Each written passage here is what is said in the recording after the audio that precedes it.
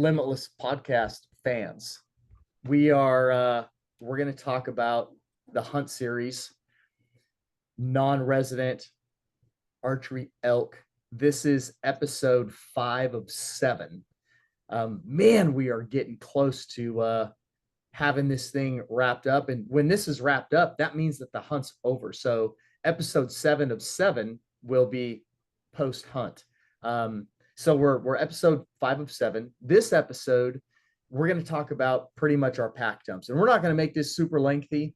But we're gonna run through the gear that we're carrying on our backs. But first, we're gonna give credit where credit's due, and that's a couple of companies that are supporting the Limitless podcast. And again, when I say support, I'm not talking about when you use these codes, the podcast is getting kickbacks, because as of right now, it's not happening. I don't know if I want it to.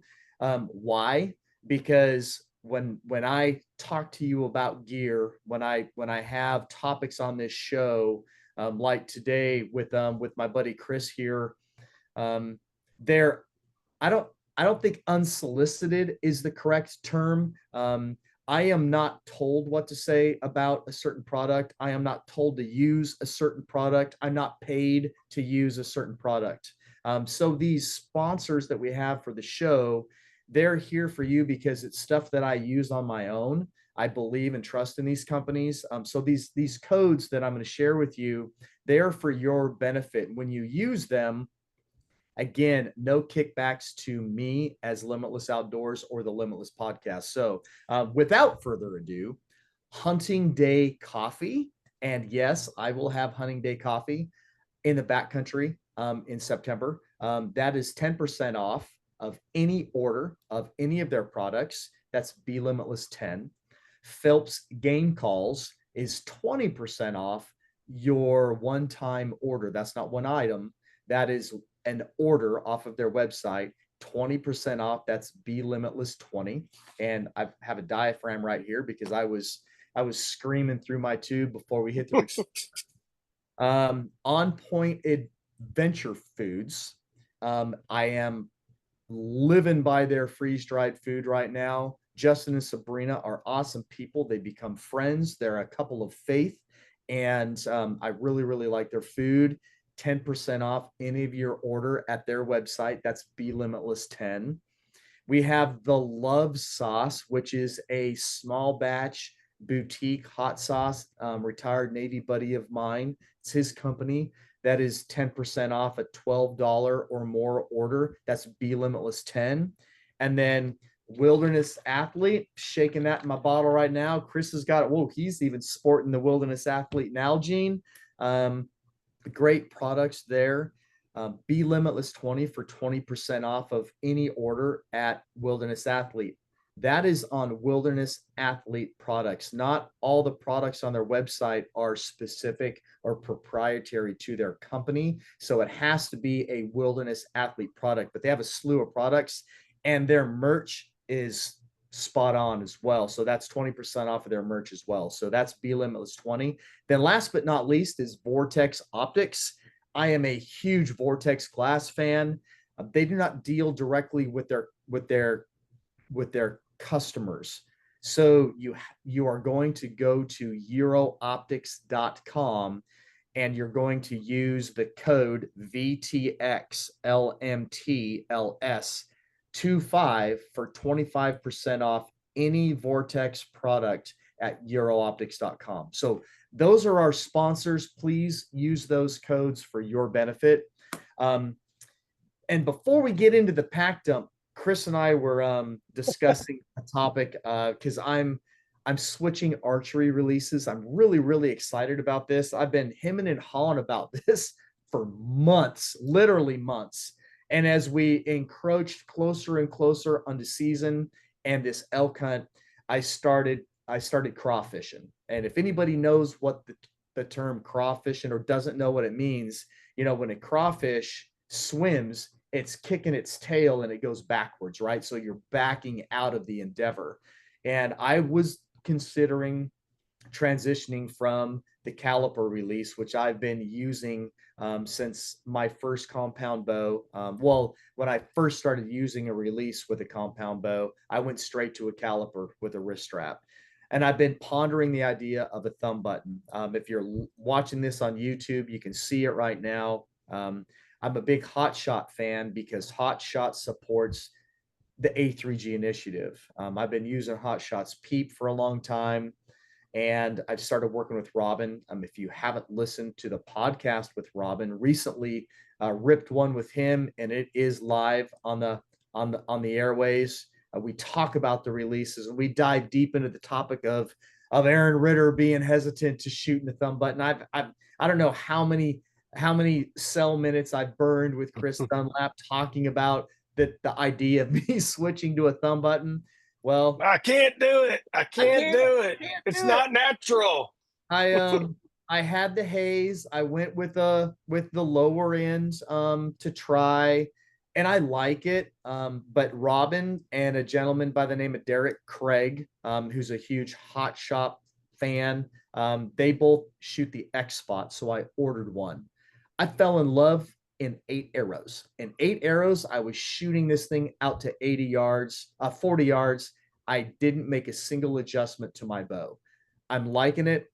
I'm hunting it. So this is going to be with me all season this year. The Hot Shot X Spot. This is a true seer. Really digging it. So with that said, enough of that rambling, Chris. Let's let's talk about what we're taking on this elk hunt. And as of today, recording this episode, we are 4 weeks right. from being like boots on ground, packed in, bugling or cow calling, maybe shooting an elk. We don't know yet, but we will be packed in 4 weeks from almost we'll be dang near under pack load right now. Yeah. Mountain Standard Time. As long as your plane's not late. As long as the plane is not late. That is correct. Yeah. Yep. So, Chris, let's start talking about our gear, our pack dump. Yeah, most important thing is the pack. We're both running the Badlands Mark 6. Yes. We both upgraded from the Vario system to the Mark 6. In fact, mine is hanging right here. Great pack system. One of the best things is the that they changed from the Vario is the meat shelf option, which it takes a little bit of work, but you undo some straps and it pulls your whole pack out, and you've got a meat shelf to keep all that meat close to your spine, which obviously helps with load distribution. And you're not stuffing bloody game bags down inside your pack where you then also have to stuff all your clothes. So that there's so many different brands out there now that are making packs that are designed for the backcountry hunter to haul meat out with, and some of them have the integrated meat shelf. Some of them have attachments for a meat shelf, and then others, as you just said, you're emptying the contents of your pack, and you're shoving your meat in meat bags inside the interior of your pack, which I'm not a fan of that either, Chris. Yeah. The Badlands Vario, I loved it. I loved the concept of it, and I still have a handful of attachments out in my shop. I no longer have the pack frame. There's 2 reasons why I worked with Badlands on swapping out my Vario pack frame for the Mark 6. One of the reasons, well, there's 3 reasons. Squeak. The main reason was the frame squeak. Whatever was done with the design or the coatings of the frame stays in that pack caused a squeaking, and a large amount of the pack frame squeaked. Not all of them, but a large percentage of them, and mine did. So that was one of them. That's the biggest reasons why I traded mine in. The second reason, which is another major reason, is regardless of the frame size, they had multiple frame sizes depending upon your torso. The lumbar strap did not change. Yep. And even at 51, I still have what I like to consider an athletic waist. So I still have a 32-inch waist. And the lumbar belt on the Vario was built to be like a universal lumbar belt for all frame sizes, which means I could not get my lumbar belt tight enough to carry the load on my hips. So I was carrying it all on my shoulders and it kind of sucked. Yep. So that's the second major reason that I traded mine in. The third reason is when they came out with that Mark 6 series, their padding and their suspension system was such an improvement over the Vario and some of their older pack designs that it was those three things. I mean, that new Strata suspension system is plush and comfortable. And so that's why I ditched the Vario. The modularity in that system, in the Vario system, is ridiculous. I absolutely Oh loved yeah. it. And there's been rumors now for about 2 years, at least a year and a half, potentially 2 years, that they're working on a new design that's an improvement upon the original Vario frame that will have new bag attachments, but will be compatible with the old With Vario ones. And I'm hoping that they come through with that and that it's as good or better as the Mark series, but we'll just have to wait and see. yeah, I've heard the same thing about the new Vario frame that's supposedly coming. Um, I got rid of my Vario frame for the same reason you did. The frame squeak, um, the lumbar belt, you couldn't get it tight. I used mine to pack out a mule deer in New Mexico in 2021, and it worked great. But I had to stick all my um, game bags down inside my pack. With the Mark 6, I took it to Montana last year and packed pretty much an entire mature northern mule deer.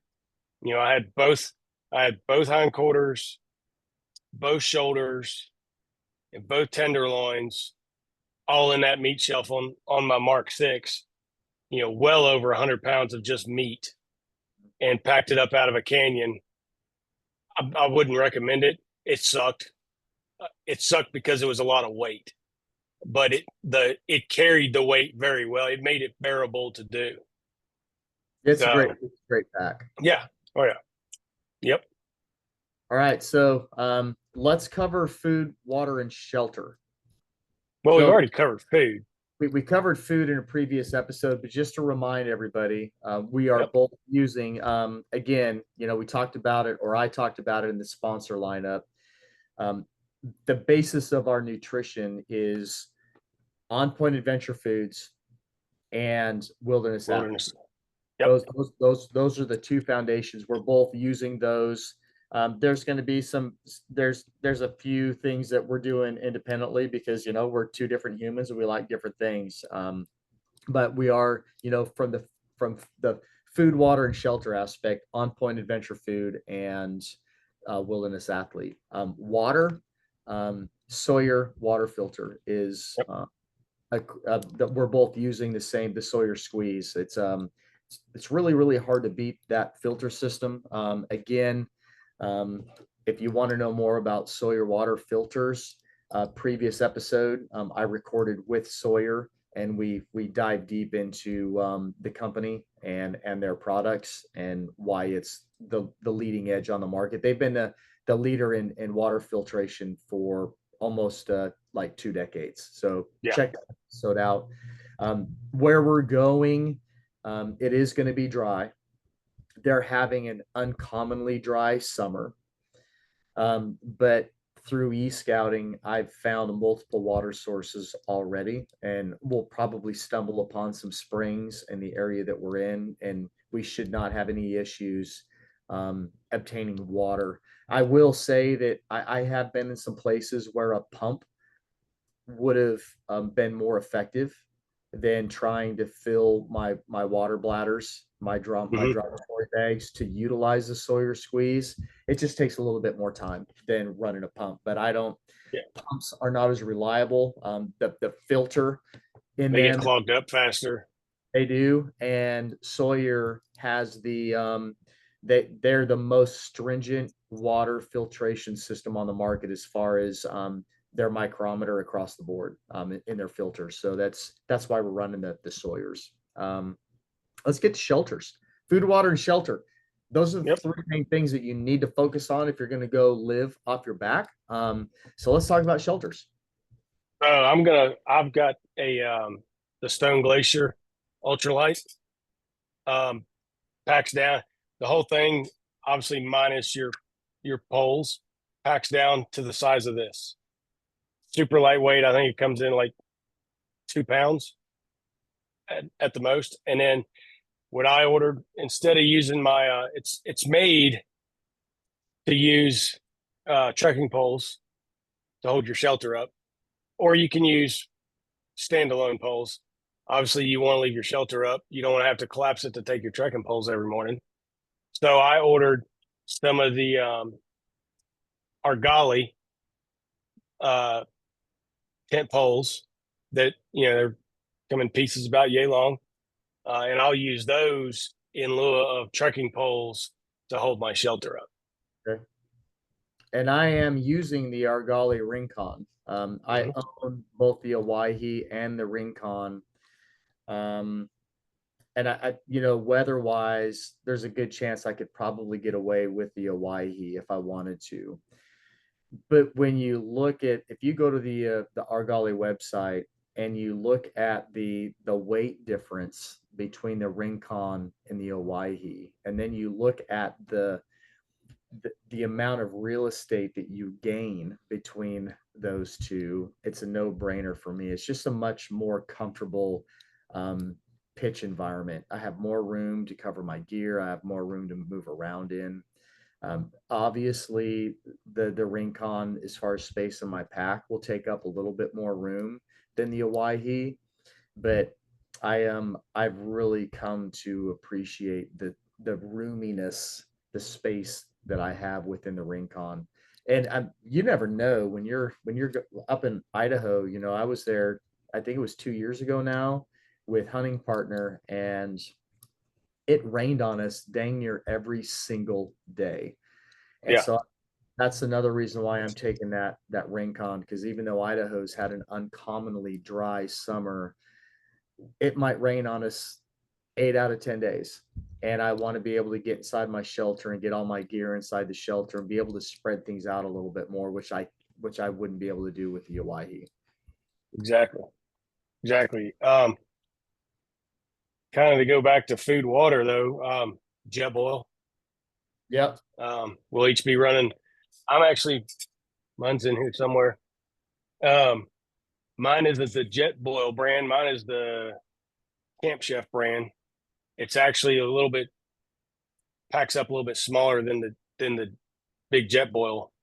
And I think when I bought it for New Mexico, when I bought mine for my New Mexico hunt, they were out of Jet Boil was out of stock and back ordered for like 3 or 4 weeks, and I just was impatient, so I got what worked, and I use it out at the ranch to heat up food. They work great. Still run off a Jet Boil can or a generic can that you can get at any academy, wherever. So we'll have those. Also, if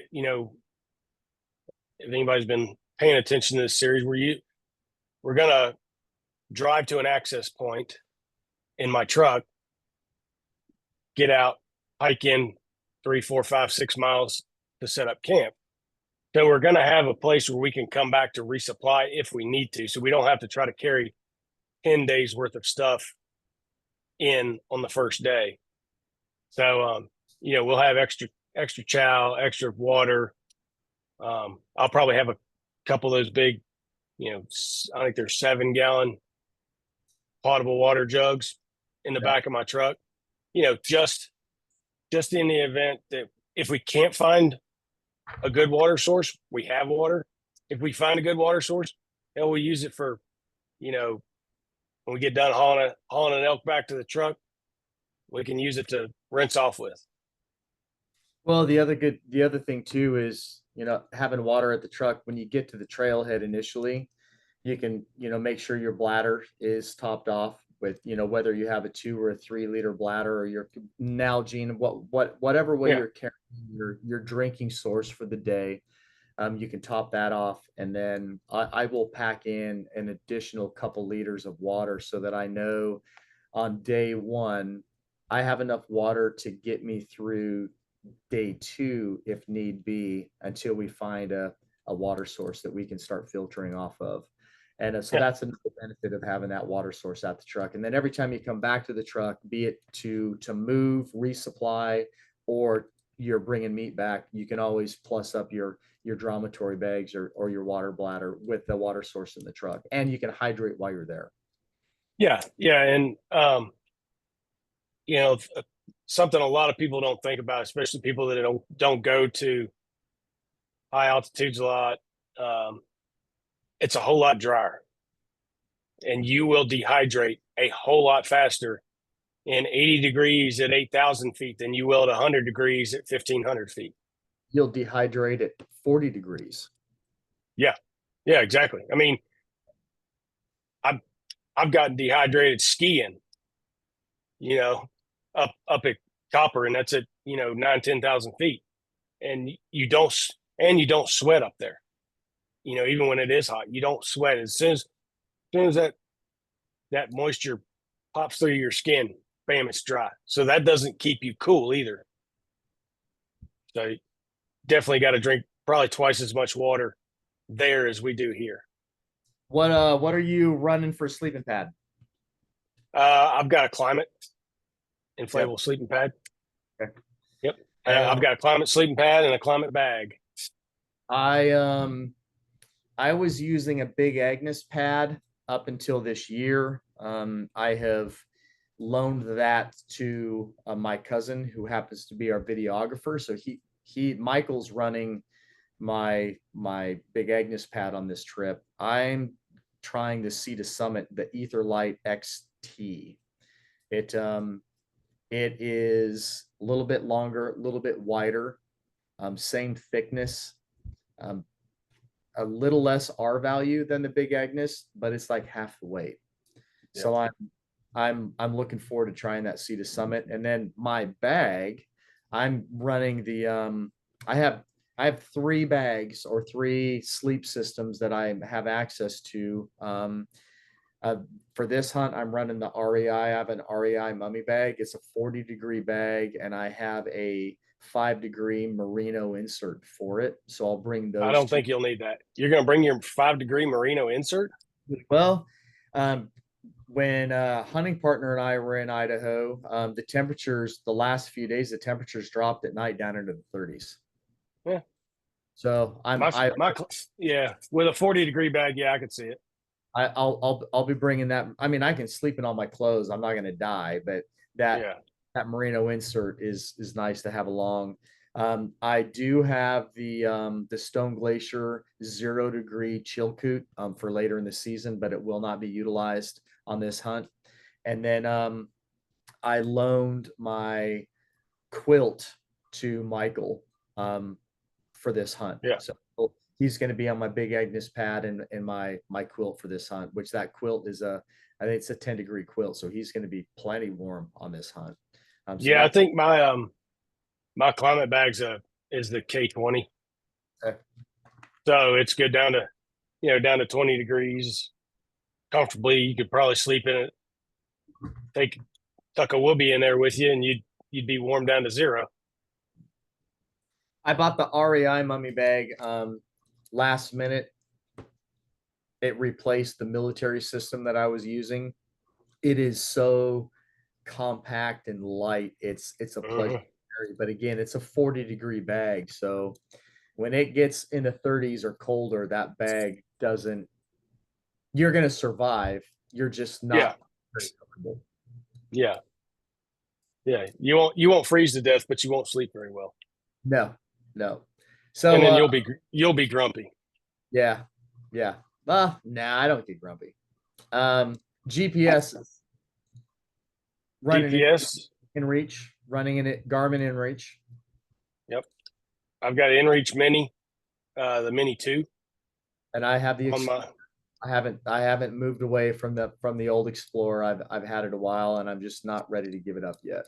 Yeah, I haven't decided if I'm going to bring mine or not. I have a the 64T or whatever it is, handheld GPS that Garmin makes. I may bring that. I may not. I may just Onyx, That's and so I oddly enough, the Explorer, Chris, I don't use the mapping system on that Explorer. I bought the Explorer because when I bought it, there was no such thing as the Mini when I bought it. yes, yep. Uh, I interface my phone and I message and communicate through my phone with the Garmin, but I spend the majority of my time on I download an offline map out of Onyx, and that's what I use. Yeah, yeah. I'll do that, and I have used the Garmin has the what is the Explore app. Yeah, It's the map feature um, that you can use on your phone and run it through your InReach Mini. I'll probably use mainly that and Onyx, and then I my InReach Mini is more just for communication purposes. I had purchased the Mini 2, and then I heard a rumor that Garmin might be releasing something newer and improved than the Mini 2, so I returned it, and I've been waiting to see if Garmin is actually going to release something that's new and improved over the Mini 2. And I think if the release date is September 21st. it probably is, yeah, it probably is. Um, but I mean, I've never had issues with my Explorer. Yeah, it's twice the size of the Mini Tube. It's not like it's a ton of weight and it Not a functions. plugger. So it is not a plugger for anybody that knows what a plugger is. Yeah. Yeah, that's a Uh, brick.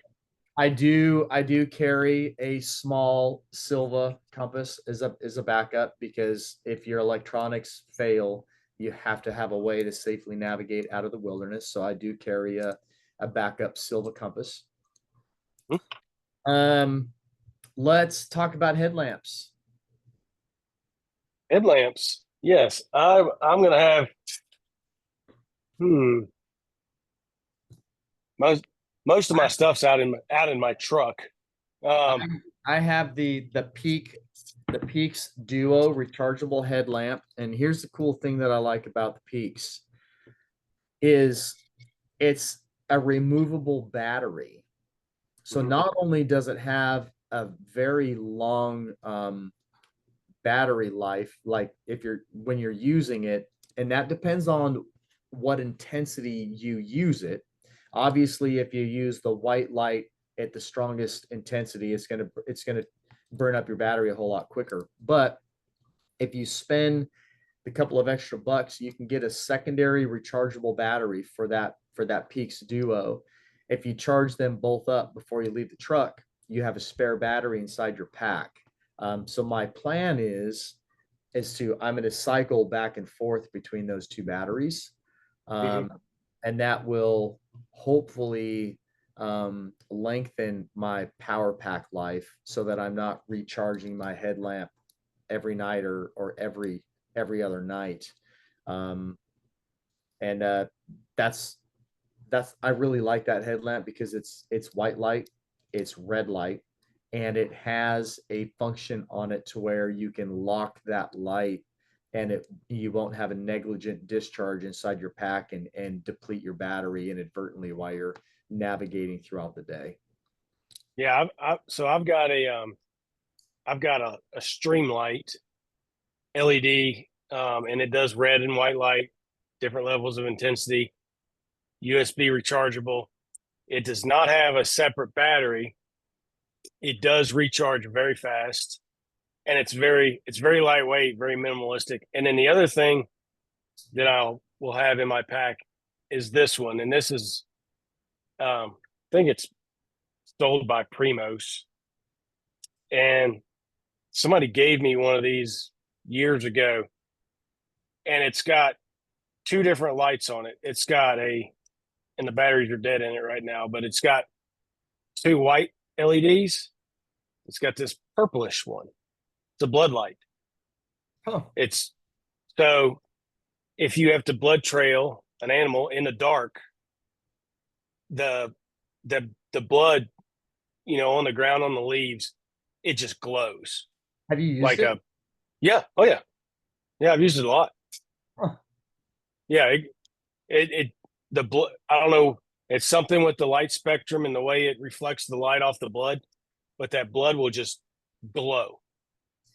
That's So so if anybody's ever blood trailed a deer with a white light in the dark, a lot of times the blood will just look like a shiny wet spot, and it's hard to determine, well, is that blood or is that water, or whatever it may be.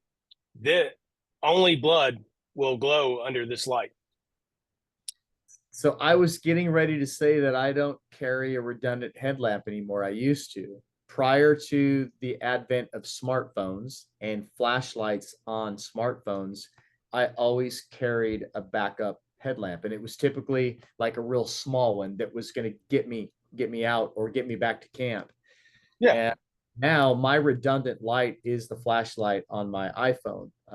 But as you dug deeper into your second headlamp that you're bringing in, I'm interested to see that work. Yeah. So I mean, and this light is not expensive at all. I think you can buy one of these headlamps at Walmart, or Academy. So you can see the difference. I yeah, Maybe I know. Yeah. yeah. So I wouldn't use this as my primary light to trust my life with, but again, it's got a little bit of white light that if I need to get out of a jam, I can if my other one's dead. And I mainly use it for the blood lamp feature, and it runs off 3 AAA's. That's pretty cool. Yeah, Uh, we'll use it. We'll test it when we're getting your elk, that sounds good to me. Sounds good because to you're me. going to shoot your elk on the way in on the first evening. Uh, so you've already decided who's first shooter. Yeah, All right. yeah. I'm not going And to you're argue. going to shoot it. You're going to shoot it 100 yards from the truck, I don't know if I want to do that. and I'm going to shoot mine as far as away as I can. So you have to help me pack mine out the farthest.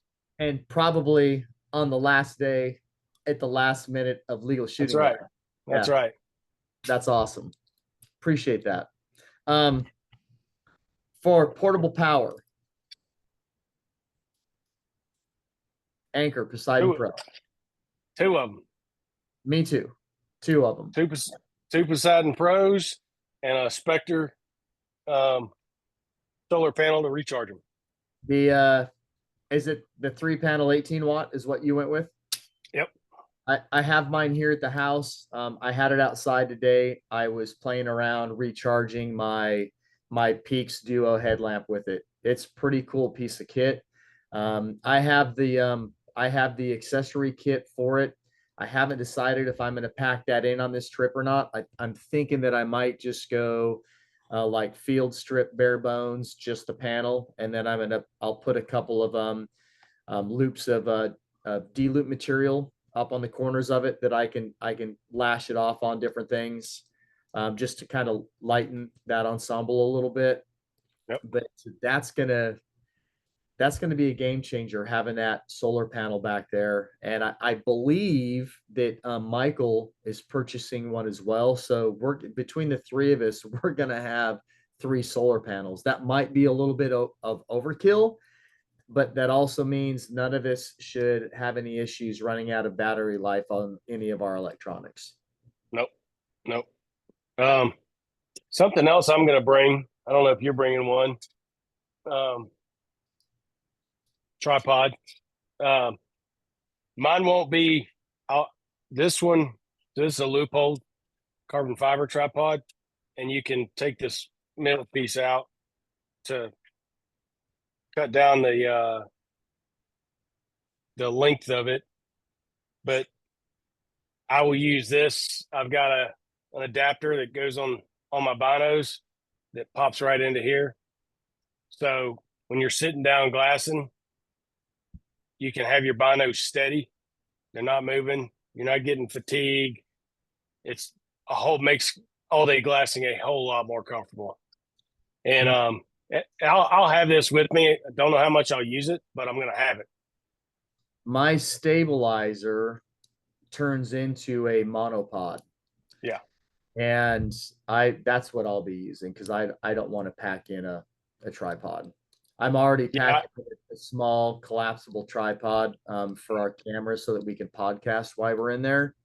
I'm not bringing another tripod for binos. And with having my the crossover stabilizer, I have a quick, easy monopod for my glasses. So yeah. Yep. Now, when I went to New Mexico 3 years ago now for my archery mule deer hunt, I took tripod, I took a spotting scope, and I had my bino adapter that goes on the front of my pops into my binos. I never pulled my spotting scope out of the pack. It's just dead weight. So I will not be carrying that again. yeah, I look at I know a lot of people live by their spotting scopes, you know. I'm not trophy hunting. I'm elk hunting.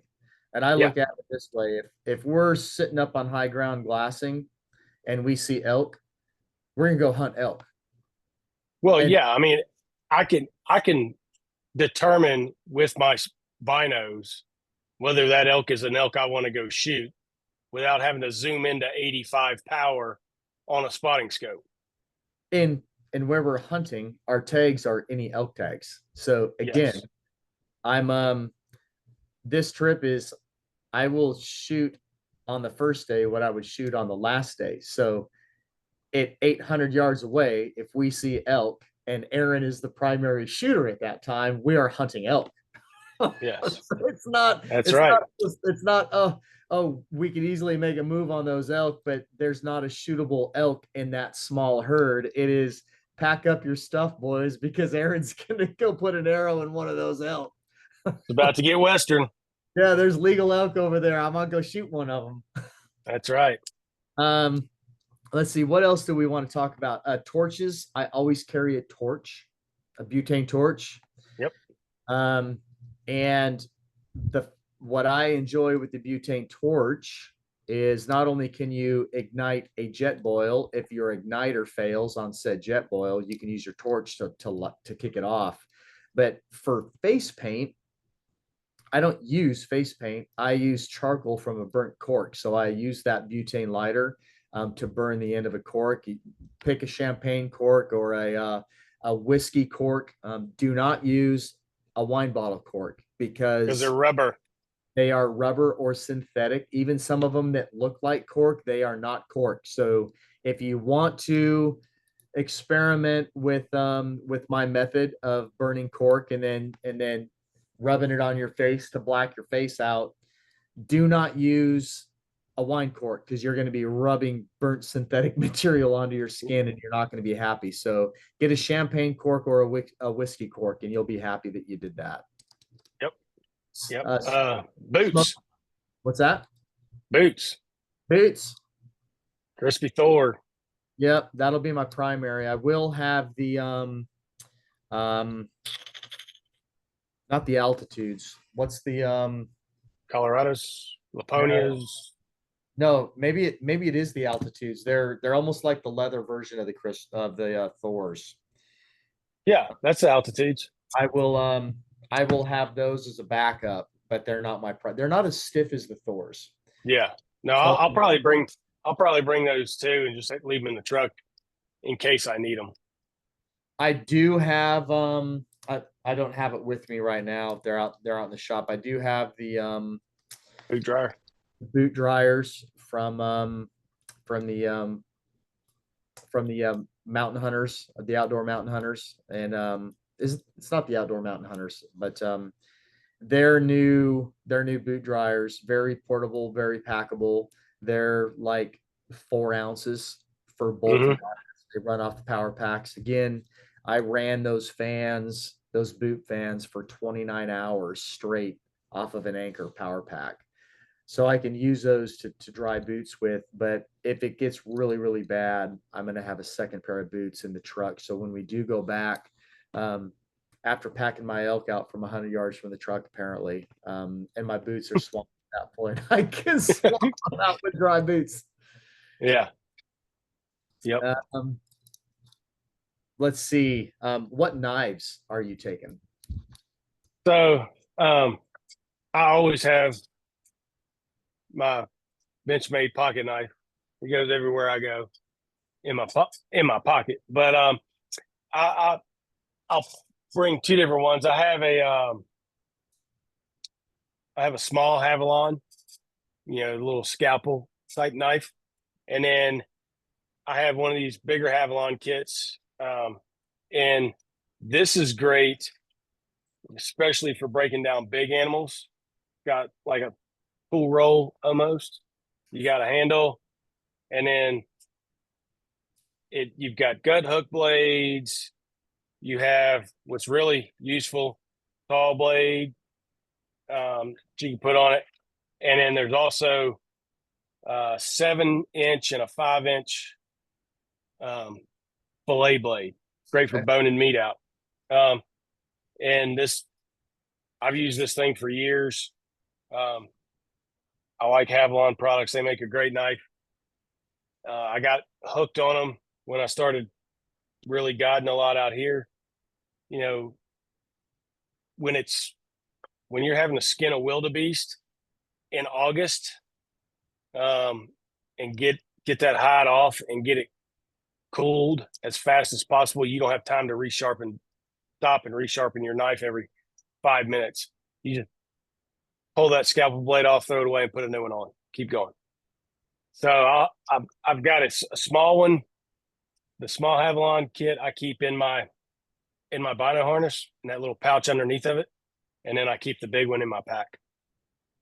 I use the Outdoor Edge version. I like how the blades come off and on of the Outdoor Edge better than the Havalon. Yeah. So I carry the Outdoor Edge replaceable blade razor knife. I carry a Is it the Montana EDX or EDC? Yeah. EDC. Yep. Hmm. Uh, I carry a Montana Knife Company mini speed goat, and then I have an Outdoor Edge bone saw. And Yeah. it's not necessarily just it's a packable saw. I can use it on wood and I can use it on bone. Yeah. I don't split or saw pelvises. I don't even gut animals anymore. I do the gutless method, so I don't have to worry about it. I carry that bone saw, so if I need to cut a branch for something and make a pole, I can. And then if I decide that I want to um, skull cap the critter, I have a saw with me that I can skull cap it and leave the skull behind because, and I make, Well, which we have to. Um, you can't you can't unless you have a way to boil the skull and clean it out. You can't leave. Well, I don't know about Idaho. You cannot come into the state of Texas, which you're riding back with me. We can't bring an unclean skull from a cervid into Texas because of the risk of CWD transmission. well, that'll save about 15 pounds because an elk skull is big and heavy. Yeah, exactly. Well, So, you're gonna shoot a big cow 800 yards from the truck anyway. hey, I don't have a problem shooting a cow. I don't want to dive into the content that we're gonna get into in episode 6 and talking about tactics and whatnot. But just a little spoiler. I mean, we do need to talk about this because we're packing it in. At least I am day one. My tree saddle kit. Um, Yeah. if I'm sitting up over a water hole or a wallow, and a cow comes in the first time I'm up in a tree, and she's in range, I'm shooting a cow. Yeah. Oh yeah, She's for sure. Who's getting it? I mean, I would love to bring home a nice branch antlered bull, but if a mature cow comes in, she's coming home. Yep. Yep. And speaking of saddles, I'm about this close to getting a new saddle, Which one? the Lone Star that came Are out you? yesterday. Maybe. They're a Cadillac, man. I've seen them. I've sat in them. Yeah. I went with the Maverick, so I'm not saying that I'm ditching. Well, if we're gonna get into this, so let's talk about this. We're bringing tree saddle kits, so that Both latitude. if the situation dictates, we will climb trees over water holes or wallows. Latitude for the most part. So we both have Latitude Method 2, the 2-panel saddles. I've been I've been doing quite a bit of backcountry tree saddle hunting, and although I love the comfort of that 2-panel saddle, I don't love having to untwist my stuff every night because when I hit the ground in the evening and I have to make the maneuver back to camp, I get a little hasty and I just roll and pile everything up on the top of my pack and I head for the pitch site. The Maverick, the new Maverick, is lighter than Mm-hmm. Method 2. So it brings my backcountry rig down to 7 pounds. And it's a single panel saddle. So it's easier to pack. It's easier to stow. When I get to the tree in the dark, if it is dark, I mean, obviously, I'm probably not sitting over a water hole in the dark, but we might. We don't know yet. It's going to be a simpler saddle for the backcountry. So that's why I'm going with the Maverick. But the Lone Star, man, it is a Cadillac. I mean, it's loaded with features. Yeah, I know. I know. So So I run a single carbon speed series stick with a 17-inch two-step aider on that. I carry a 40-foot length of line with a Mad Rock mechanical device. cylinder. Yep. And I have the Latitude gear strap to hang my stuff in the tree. And then I don't run a platform. I use a Bowman platform ring of steps. It has 4 platform pegs that can go around the tree, and that's all I run. Yeah. Yeah, um I'll probably bring one stick with the aider on it, and then same carbon stick that you're running.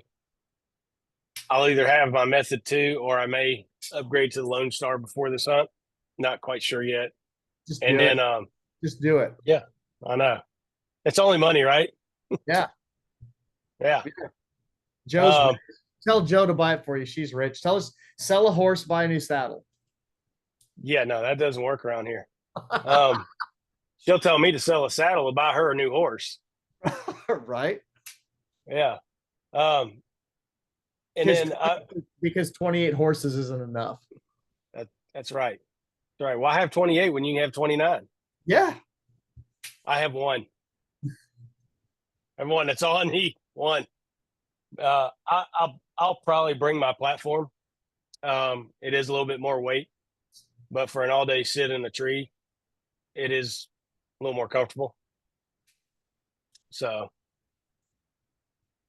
I'm going to get into pull lines. So my pull line for my saddle is made out of Spectron. I finally made the switch this year. I've always used paracord, and every year that I use it, I get so frustrated with it because paracord twists and knocks. yes, very bad. So I've gone through my entire backcountry rig, including my backcountry saddle kit, and I've changed my hoist line on my bear bag. I have changed all of my spare line that I have stuffed into the meat shelf of my pack for just extra cordage. And my pull line in my saddle kit has all been switched over to Amsteel. Yeah, I bought this spool of I think it's 5 millimeter or 3 millimeter. I can't remember. Um, and it has these little reflective deals in it, so you can find it with a flashlight pretty easy. You don't, or if you're wearing a headlamp, you don't trip over it if you've got a tarp tied off or whatnot. But I last year, same thing. I got tired of paracord getting tangled up, knotted up, and switched my haul line and all that stuff over to this, and it's great. You can fold it up, put a couple wraps around it, throw it in your dump pouch on your saddle, and then when you get up in the tree, you can drop it and it comes straight out, and it's not kinked up, it's not knotted up, it's nothing. Yeah. And what I do is I run I've got like two carabiners, one on each end. They're the remember night eyes. Yep. So they're the plastic carabiners, so they don't rattle really. I've got one I can hook it onto one of the loops on my saddle, and the other one I just hook through the top cam on my bow to lift my bow up with.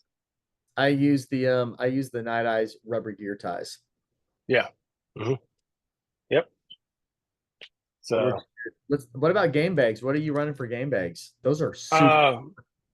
Yeah, I've got a bunch of black Ovis game bags that just show up randomly at my house in the mail. So I'm still using my Badlands game bags. They're going on their third year of being real bloody with this set that I have, and they're still trucking along. So I'm you know what I found though, if you wash those and then you put them in the dryer, all the they have the Badlands logo is like vinyl iron on. That stuff comes off in your dryer. It can, yeah. Yeah. I don't dry my hunting stuff on high heat. I put it on a longer cycle on a very low Yeah. heat, and I didn't dry these. gotcha. Well, that's your problem. That's not a Well, bad. yes. That's your problem. Yes. It is. That is. Yeah.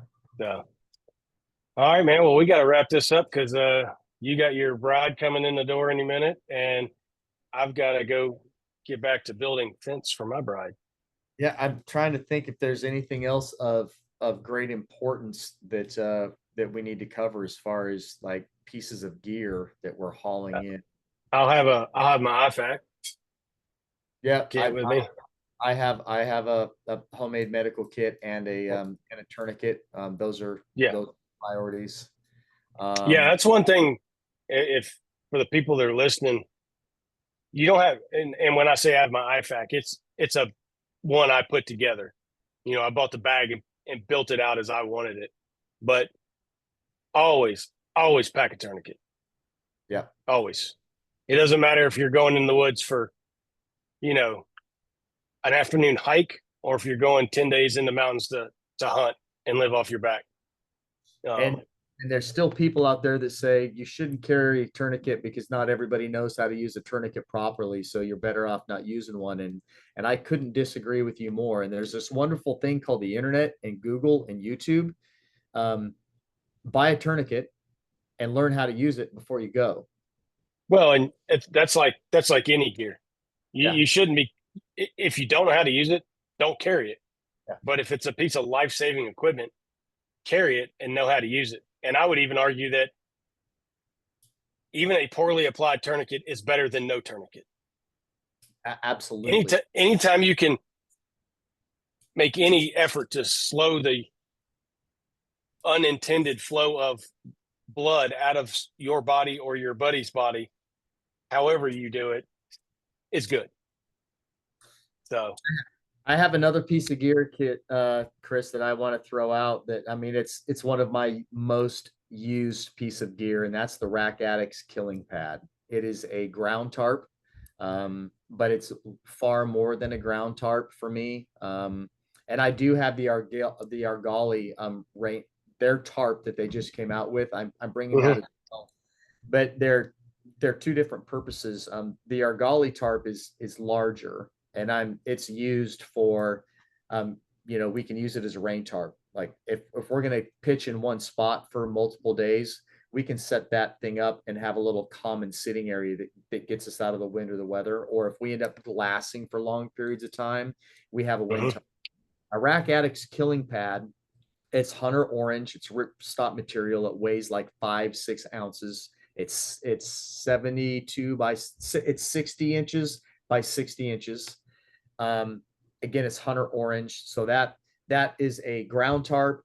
I can use it as a barrier inside my shelter. I use it as an equipment tarp. I use it as a meat tarp. So as we're field dressing an elk, we're throwing meat on top of it.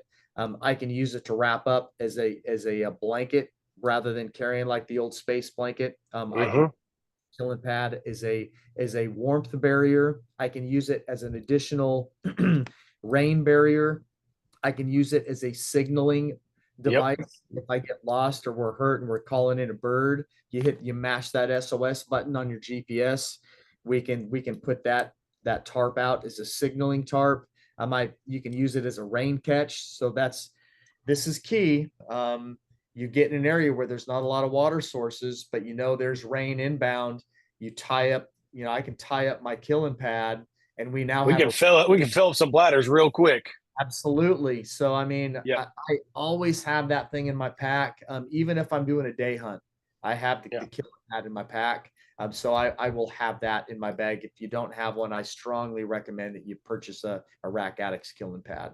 So I think that might be I'm still running through my mind on, man, what do I have? Smoke in the bottle, critical. You have to have smoke in the bottle, and I strongly recommend that you take probably 3 with you, because if you're ground hunting for elk on the move, you should be using the snot out of your smoke in a bottle. And HME powder is not smoke in a bottle. It doesn't work as good.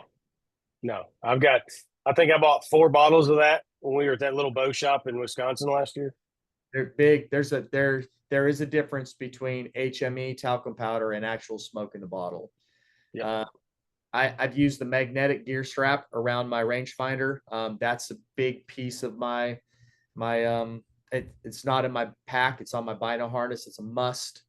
I carry a reed call. I carry diaphragm calls. I carry a bugle tube. I'm running the metal bugle tube. And then I have the little the diaphragm pouch that helps cells. You can put 8 different diaphragms in that thing. I think I've got 3 or 4 of those pouches hanging up out here. One's got elk calls, one's got turkey calls. They're everywhere. Yeah. So, all right. I guess that's about it. Next episode is going to be about tactics. I think it's going to be about what we're planning, how we're planning to attack these elk in different environments. Because I do plan to get up in my saddle at least one time, and we're hunting some pretty open country, which I've not hunted elk in open country before. I've always hunted elk in heavy timber. So and we're going to have the additional. I mean, to an extent, it's going to be a burden, but it's a burden we've accepted, of a third person running a camera, and you have to always factor in having a cameraman when you're planning your attack. Correct. Yep. So that's going to be episode 6 of 7. So thanks for joining us for episode 5 of 7, and we'll chat with you on the next one. Chris, be limitless. Be limitless, Aaron.